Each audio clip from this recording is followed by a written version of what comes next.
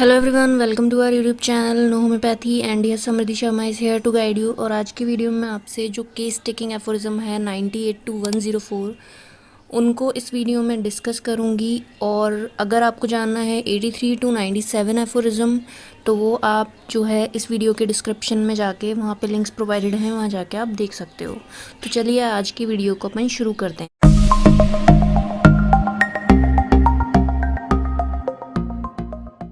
तो सबसे पहले हम देखते हैं 98 एफोरिज्म को। तो 98 एफोरिज्म में क्या है? Now is certainly as we would listen particularly to patients description of his feelings and sensation and attach credence specially to his own expressions wherewith he endeavors to make us understand his ailments, because in the mouths of his friend and attendants they are usually altered and erroneously stated. Okay यहाँ पे ये कह रहे हैं कि आपने क्या किया, सब तरीके से जो सफरिंग थी, सेंसेशंस जो थी मरीज़ की वो सुन ली।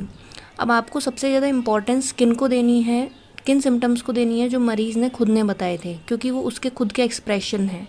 और आपने जो उसके दोस्तों से सुने, जो उसके अटेंडेंट्स से सुने, वो उन्होंने वो बताया आपको जो उन्होंने उस मरीज़ को कहते हुए सुने थे।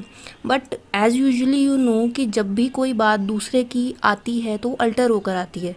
ओके तो हो सकता है उसके सेंसेशन सिम्टम जो हैं वो चेंज हो गए हों उनकी बातों से। तो आपको सबसे ज़्यादा इंपॉर्टेंस क्या करनी है, उन सिम्टम्स को देनी है जो मरीज़ ने आपको खुद को बताए हैं। So certainly, on the other hand, in all disease but especially in the chronic ones, the investigation of the true complete picture and its peculiarities demands a spatial circumspection, tact, knowledge of human nature, caution in conducting the inquiry and patience in eminent degree। यानी कि जब भी आप कोई chronic case को investigate कर रहे हो तो सबसे ज़्यादा ज़रूरी है आपके पास बहुत ज़्यादा जो है वो सर्कमस्पेक्शन होना चाहिए, यानी कि बहुत ज़्यादा एहतियात आपको बरतना है, हर चीज़ में केयरफुल होना है। आपको ह्यूमन नेचर की नॉलेज होनी चाहिए, जैसा कि मैंने आपको बताया एफोरिज्म्स में कि हिस्टेरिकल पेशेंट होते हैं, हाइपोकॉन्ड्रिक होते हैं, इंडोलेंट होते हैं, तो ये सब आपको पता रहना चाहिए। Caution in conducting the inquiry, okay, you should be very careful while you are conducting the inquiry, and patience in eminent degree, and you should also possess the patience also. So the 98 aphorism shows that you have to give the importance to the patient's symptom, what the patient narrates to you, and the 4 qualities that you must need to possess while you are taking a chronic case. Okay, so this states the aphorism 98. Now 99 aphorism. On the whole, investigation of acute disease or of such as have existed but a short time is much the easiest for the physician, because all the phenomena and deviations from the health that has been but recently lost are still fresh in the memory of the patient and his friends, still continue to be novel and striking. The physician certainly requires to know everything in such cases also, but he has much less to inquire into. They are for the most part spontaneously detailed to him. यहाँ पे ये बताया हुआ है कि जो case taking है acute disease में वो बहुत ही इजी होती है, क्योंकि मरीज़ जो है वो रिसेंटली उसने अभी सब कुछ सफ़र किया है, ठीक है, तो उसकी याददाश्त जो है उन सिम्टम्स के लिए बहुत अच्छी है और वो सिम्टम्स जो हैं आपको अच्छे से बता सकता है। And because these symptoms are striking also, तो वो आपको फटाफट वो सिम्टम्स बता देगा। लेकिन जब आप करोगे क्रॉनिक केस की इंक्वायरी, तो क्रॉनिक केस में क्या होता है, मरीज़ बहुत लंबे समय से सफ़र कर रहा होता है, तो क्या होता है वो उनको as a part of the habit मान लेता है, as a part of the life मान लेता है, और वो आपको सिम्टम नहीं बताता। तो उसकी वजह से क्या होता है, जब वो मरीज़ आपको सिम्टम नहीं बताता तो हो सकता है वो लेसर एसेसरी सिम्टम्स जो हैं आपकी केस टेकिंग के लिए बहुत ज़्यादा इंपॉर्टेंट हो, ठीक है। तो इसी में 99 एफोरिज्म में यही बताया हुआ है कि क्रॉनिक केस से ज़्यादा अच्छी जो केस टेकिंग है वो अक्यूट की होती है, because they are the fresh in the memory of the patient and you have to less inquire into. यानी कि आपको क्या करना है, बहुत ही कम पूछताछ करनी, क्योंकि वो आके सीधा आपको सारी बात बता देगा। उसको एक्साइटिंग कॉज भी पता होगा, कॉजेशन भी पता होगा, उसको सारी चीज़ें पता होगी। लेकिन क्रॉनिक डिजीज़ में उसको क्या पता कि 3 साल पहले क्या क्या हुआ था, 4 साल पहले क्या हुआ था, अब क्या सिम्टम है। They become the part of their habit. Now अब आपको यहाँ पे ये जानना ज़रूरी है कि जो 100th एफोरिज्म 2104 जो 100 to 104 है उसमें एपिडेमिक स्पोरेडिक केस टेकिंग के लिए डायरेक्शंस दिए हुए हैं, ठीक है। तो अगर आप इतना भी ध्यान रख लेते हो कि 100 to 104 aphorism contains the directions of the case taking for the epidemic and sporadic disease. So first you need to clear what the epidemic and the sporadic disease means, because many students don't know this.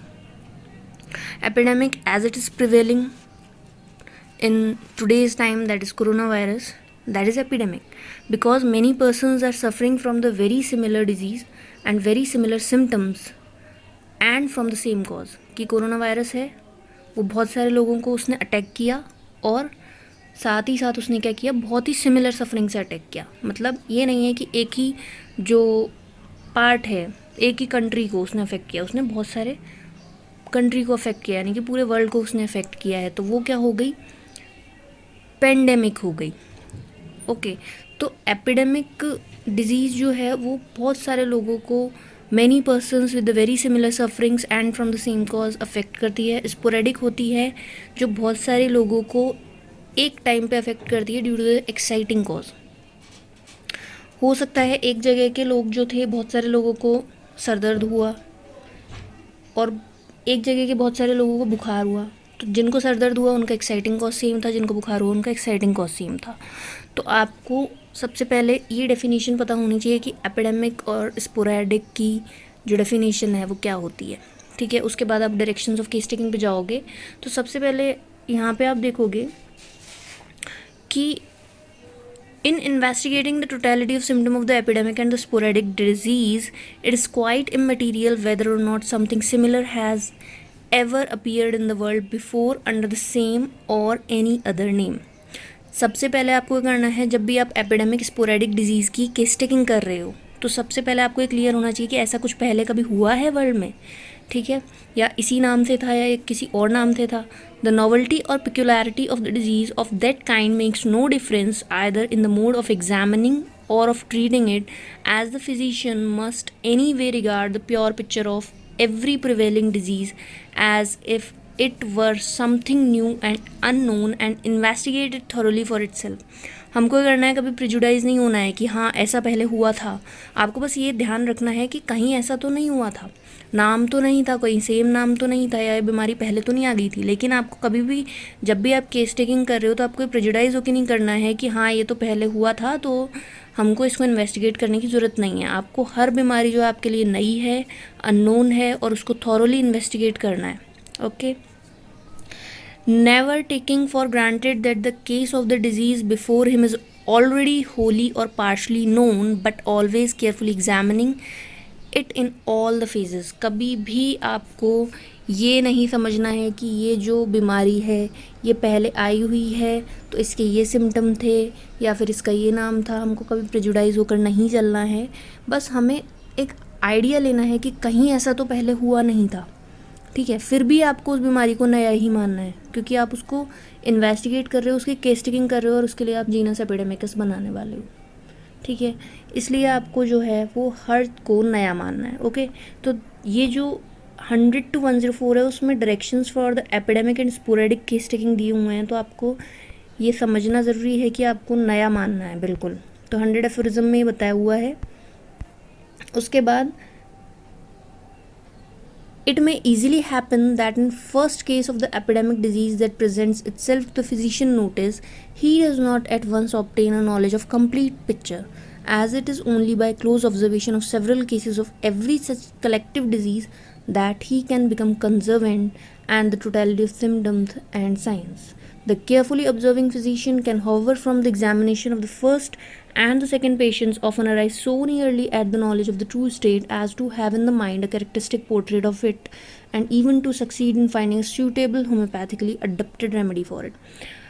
तो जब भी आपको कोई case मिले, investigate कर रहे हो आप किसी को जीनस एपिडेमिक्स के लिए या एपिडेमिक डिजीज़ को इन्वेस्टिगेट कर रहे हो, तो हो सकता है, इट में ईजीली हैपन, तो ये हो सकता है कि फिजिशियन ने कुछ चीज़ें नोटिस नहीं करी हो, कंप्लीट पिक्चर नहीं बन पाई हो, तो आपको क्या करना है, पूरा उसको थॉरोली इन्वेस्टिगेट करना है।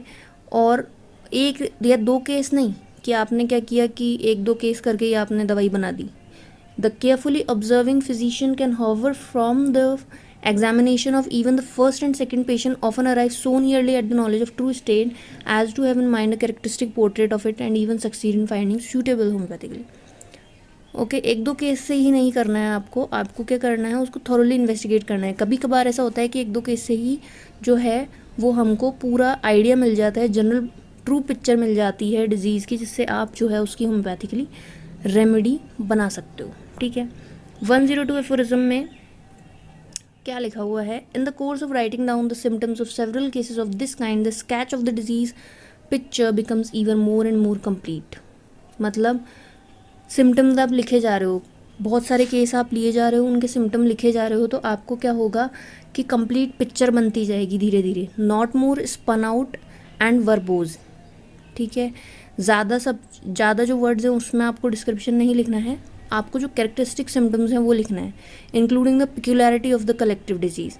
On the one hand the general symptoms, एक बार तो आपको जनरल सिम्टम लिखना है कि बीमारी की जनरल सिम्टम है, become precisely defined as to their peculiarities, and on the other the more marked and special symptoms which are peculiar to but few disease and rare occurrence, at least in the same combination become prominent and constitute what characteristic of this malady.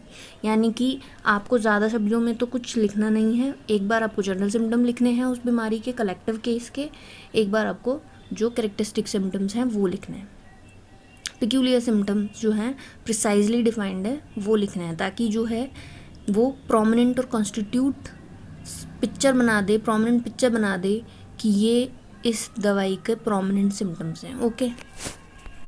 So 103 aphorism में क्या है कि in the same manner as has here been taught relative to the epidemic disease which are generally of an acute character, the miasmatic chronic maladies which as I have shown always remain the same in their essential nature, especially the SORA must be investigated. यानी कि ऊपर तो इन्होंने बता दिया epidemic disease के बारे में कि एपिडेमिक डिजीज़ की केस टेकिंग आपको कैसे करनी है, कि आपको इन्वेस्टिगेट करना है और हर केस को, और उसके बाद जो कलेक्टिव केसेस हैं उनके आपको जो कैरेक्टरिस्टिक सिम्टम्स हैं वो निकालने हैं और जो जनरल सिम्टम्स हैं वो निकालने हैं. उसके बाद जो है रेमेडी प्रिस्क्राइब करनी है कि ये जो हो गई अब जीनस एपिडेमिकस हो गई. अब यहाँ पर ये बताया हुआ है, तो जो मियाज़मेटिक क्रॉनिक मेलेडीज़ हैं उनमें क्या है, हमेशा जो है मियाज़म रहता है पीछे, स्पेशली उनके पीछे सोरा रहता है जिसको आपको इन्वेस्टिगेट करना है और आपको उस हिसाब से जो है दवाई निकालनी है. In a much more minute manner that has ever been done before, for in them also one patient only exhibit a portion of their symptom. यानी कि आपको उसी में वही करना है, एक इंसान पे किया, दूसरे इंसान की केस टेकिंग की, तीसरे इंसान की करी, उसके बाद वही जो आपको अप्रोच है वो अप्लाई करनी है कि उसके बाद जो कलेक्टिव सिम्टम्स जो हैं आपको लेने हैं, विच also are but a portion of the totality of symptoms which constitute the entire extent of this malady, so that the whole array of the symptoms belonging to such a miasmatic chronic disease and especially to the SORA can only be ascertained from the observation of very many single patients affected with such a chronic disease. कि आप क्या करोगे, बहुत सारे जो लोग हैं उन पर उनकी केस टेकिंग लोग हैं उनको ऑब्जर्व करोगे, तब जाके आपको जो है तो आपको पूरा उसका जो है कैरेक्टर पता चलेगा बीमारी का. And without a complete survey and the collective picture of these symptoms the medicines capable of curing the whole malady homoeopathically can not be discovered. And these medicines are at the same time the true remedies of the several patients suffering from such chronic affections. यानी कि आपको क्या करना है कि वही, क्योंकि background में सो रहा है तो आपको क्या है इन्वेस्टिगेशन वही बहुत सारे लोगों पर करनी है, उसके बाद आपको टोटलिटी निकालनी है और फिर मेडिसिन प्रिस्क्राइब करनी है, तभी वो बहुत सारे लोगों को उनके क्रॉनिक अफेक्शंस में जो मियाज़मेटिक क्रॉनिक मेलेडीज़ हैं उनमें उनको रिलीव कर पाएगी, हेल्प कर पाएगी. ठीक है. 104 एफोरिज्म में बताया हुआ है, when the totality of the symptoms that specially mark and distinguish the case of disease, or in other words when the picture of the disease whatever be its kind is once accurately sketched, the most difficult part of the task is accomplished. यानी कि जब आपने totality ले ली तो आपका बहुत ही जो difficult काम था वो पूरा हो चुका है. The physician has then the picture of the disease, especially if it be a chronic one, always before him to guide him in his treatment. He can investigate it in all its part and can pick out the characteristic symptoms in order to oppose to these, that is to say, to the whole malady itself. A very similar artificial myobific force in the shape of homeopathically chosen medicinal substance selected from the list of symptoms of all the medicines whose pure effects have been ascertained. यानी कि अगर एक बार case taking अच्छे से हो गई, totality हमें मिल गई एक बार, तो उसके बाद क्या है, हमारा बहुत जो डिफ़िकल्ट टास्क था वो ख़त्म हो गया. उसके बाद फिजिशियन क्या करेगा कि उसके पास पिक्चर ऑफ डिजीज़ आ गई. अगर वो क्रॉनिक है तो वो बहुत ही अच्छी बात हो गई, क्योंकि उसमें से क्या है, वो जो कैरेक्टरिस्टिक सिम्टम है वो निकाल सकता है. उसके बाद जो है वो दवाई दे सकता है. वो जो कैरेक्टरिस्टिक सिम्टम जो कवर कर रही है जो मेडिसिन, उसको वो असर्टेन कर सकता है. ठीक है. And when during the treatment he wishes to ascertain what has been the effect of the medicine and what change has taken place in the patient's state, at this fresh examination of the patient he only needs to strike out of the list of symptoms noted down at the first visit those that have been ameliorated. यानी कि अब क्या होगा कि जो first visit में मरीज़ आया था वो उन सिम्टम्स को अगर वो ठीक हो गए हैं, एमलायरेट हो गए हैं, तो उन्हें भी देख लेगा कि हाँ ये सिम्टम्स दवाई से ठीक हो गए हैं. To mark what still remain and add any new symptoms that may have supervene. यानी कि और वो सिम्टम्स जो थे वो तो रिलीव हो गए, उसके बाद ये सिम्टम्स बचे हैं और ये सिम्टम्स नए आए हैं इस दवाई को देने के बाद, तो वो भी जो है पूरी चीज़ नोट डाउन हो जाएगी. So this is how the case taking needs to be performed and it is given in the aphorism 83 to 104. और 83 to 104 सारे aphorisms मैंने आपको बता दिए हैं कि इस तरीके से जो है पूरा case taking को डजन में बताया हुआ है. that is 5th and 6th edition of Organon of Medicine. So all this you have to need to learn. So that's all for the today's video. I hope आप सबको समझ में आया होगा, पसंद आई होगी वीडियो. अगर पसंद आई है तो इसे लाइक करें, शेयर करें, चैनल को सब्सक्राइब करें. Thanks for watching. Know homeopathy.